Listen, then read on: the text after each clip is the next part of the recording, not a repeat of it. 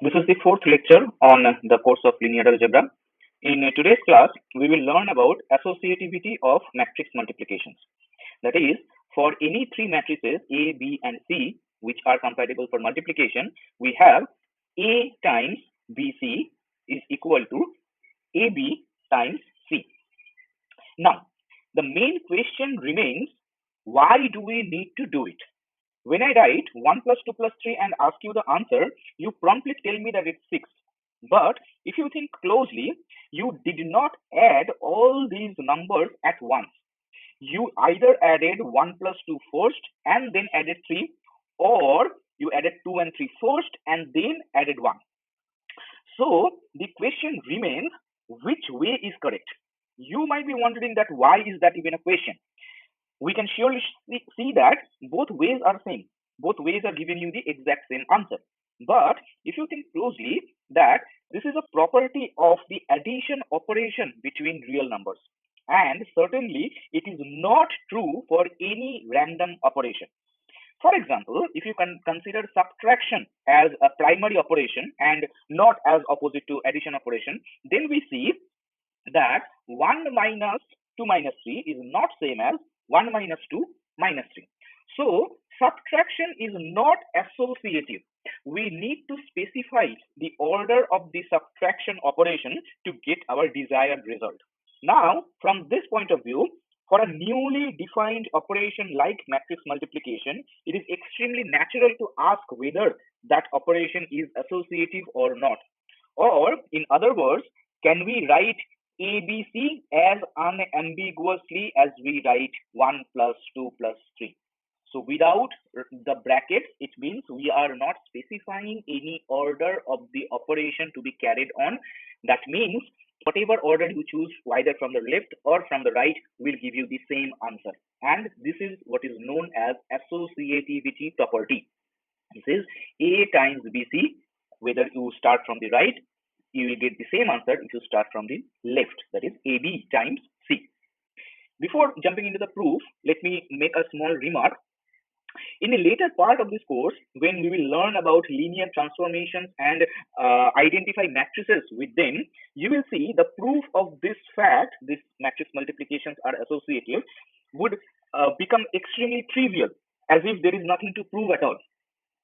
But since we are developing our subject from an algebraic point of view, and we have this definition of matrix multiplication, it is our duty to check for its properties algebraically as well. So from that light, let us proceed to the proof of matrix multiplication is associative. So A is M by N matrix, M cross N matrix with the entries small aij. B is N cross P matrix with elements Bij, and C is P cross Q matrix with elements Cij, so that they are compatible with multiplication. So BC, N cross P, P cross Q. So N cross Q, BC is compatible for multiplication. AB, M cross N, N cross P. So they are compatible for multiplication. A cross BC, BC will be N cross Q and A will be M cross N. So A times BC will be compatible for multiplication and so on. So this happened. Fine. Then now let us also call, so this is just a notation we are going to use in our proof, AB, this product AB as the matrix D, and call the elements as Dij. Okay, and the dimensions of AB will be M cross N cross N cross P, so therefore M cross P. So D will be this M cross P. Fine. And BC over here, call that E, elements as Eij, and the dimensions of B will be N cross Q, N cross P cross N cross P and P cross Q, so N cross Q. Fine. Then we need to show that AE, so AE is equal to D, AB was DC. Then we need to show that AE is equal to DC. That is, ijth entry of AE is equal to ijth entry of DC. That means all entries are same. Each entry of this one is same as corresponding entry of this one. Ijth entry of AE is equal to ijth entry of DC. Of course, it is clear that the dimensions of both AE and DC are M cross Q. Okay, not only the entries are same, but also the, this is the first check we need to see where when we are proving two matrices as same, that their dimensions are same, of course. So the dimensions are same, M cross Q. You see, AE, what is the dimension of E? N cross Q. So AE will be M cross N times N cross Q. So M cross Q. And DC, D is M cross P, and C is P cross Q. So then again M cross Q. So the dimensions of both AE and DC are M cross Q. And then we need to show that each entry is of this matrix AE is same as the corresponding entry of the DC. Now for every ij in the respective ranges, we have the calculations for Dij and Eij. So what is Dij? Dij is the ijth entry of the product AB. So this is by definition. This is the definition we learned yesterday, that ijth entry is summation k runs from 1 to n aik bkj. That is the definition. So Dij is AB, D was AB, so aik bkj, k runs from 1 to n. And Eij is BC, so bik ckj, k runs from 1 to p. Okay, so p was the common thing over here, BC. Therefore, ijth entry of AE. So ijth entry of AE, that is my left hand side, LHS. I'm going to starting with LHS, we'll end up with RHS. So ijth entry of AE is equal to k runs from 1 to n aik e kj. Okay, A is M cross N, E is N cross Q, so K will run from 1 to N aik e kj. Right now, e kj is from here. I'll be just replacing I by K and this index by something else. So this is K runs from 1 to n, this part remains same. I mean, this entire part remains same. K runs from 1 to n aik, this remains same. Now ekj is, I'm just changing this one because K is appearing over here. So this is L runs from 1 to P. Okay, so first of all, so this will be L runs from 1 to P, BILCLJ. Now this I is supposed to be K, so BKLCLJ. Therefore, this thing happens. We have two summations over here. K runs from 1 to n, L runs from 1 to P. These two summations can come together, and this thing. Why this thing happens? Let's see over here. This is just for your understanding. So what I have here is K runs from 1 to 2 AK times summation L runs from 1 to 3 BL. So exactly same what we have here. K runs from 1 to something AK. I and J are constant. They are not running. Ij entry. So only thing running is K and L. So here something is running on K times something is running on L.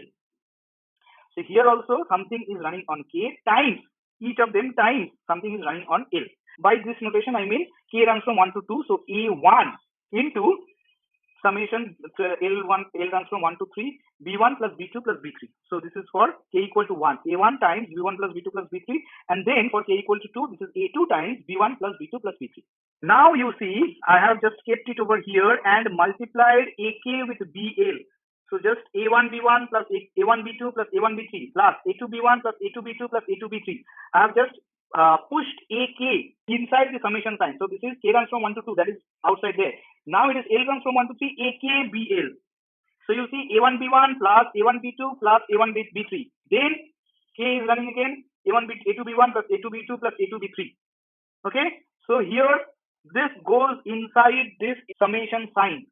So two summations come together.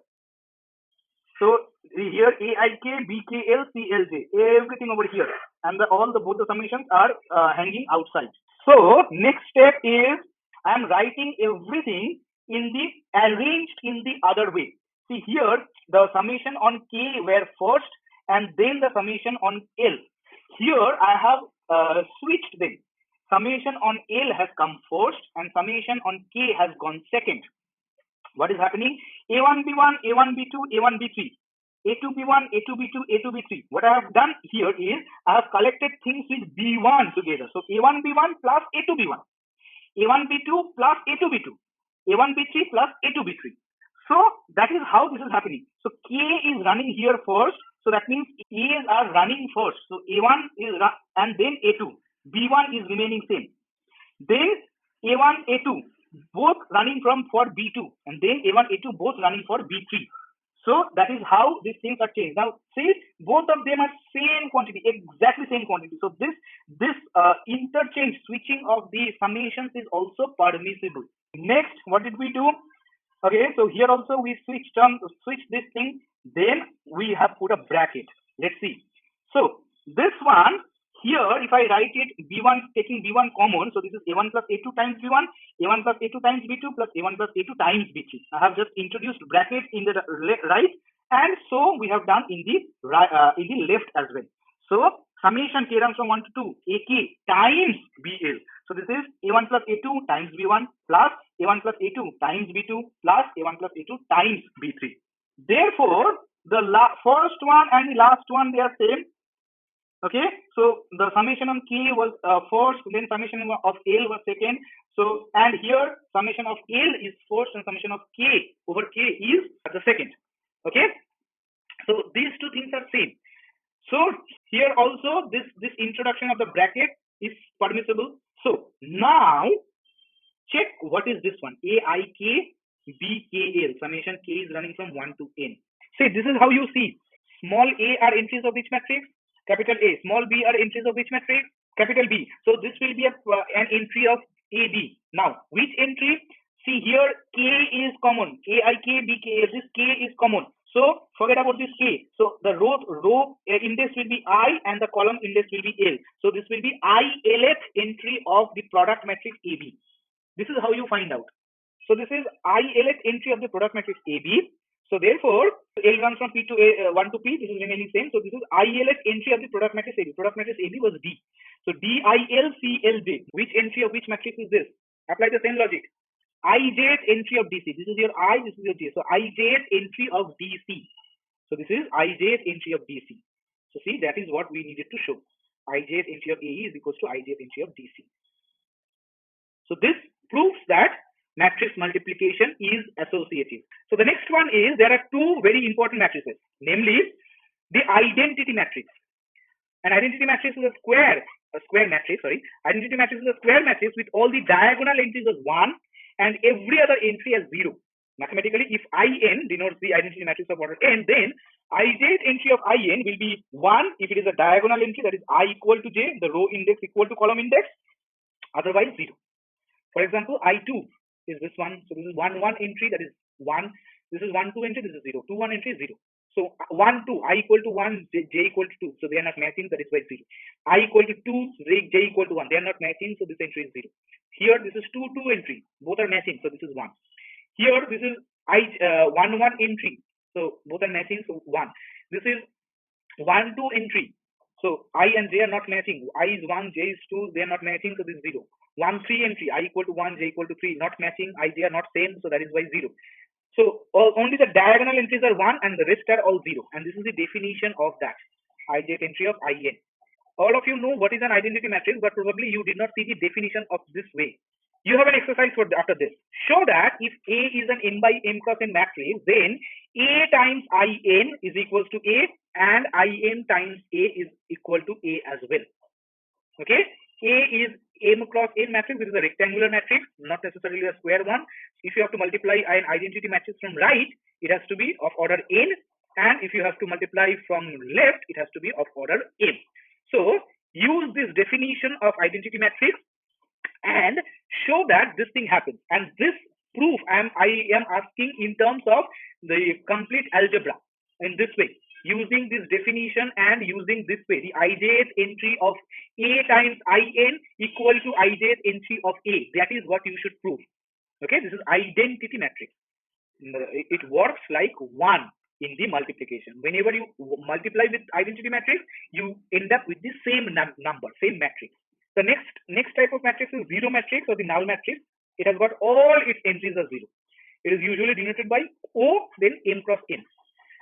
For example, O2 cross 3 is this one, everything is 0. So it is obvious to note that for any m cross n matrix A plus 0 is equals to A is equals to 0 plus A.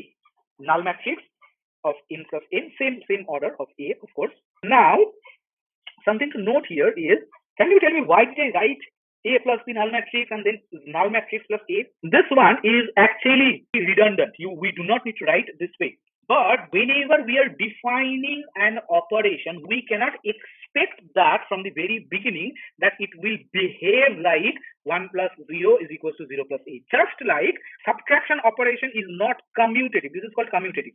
1 minus 2 is not same as 2 minus 1. So, but 1 plus 2 is equals to 2 plus 1. That is commutative. But subtraction operation is not commutative. Okay, so if we define the subtraction as our new operation, then we do not have the privilege of writing A minus B is equals to B minus A. So whenever we are defining new operations, we defined matrix addition a few slides back.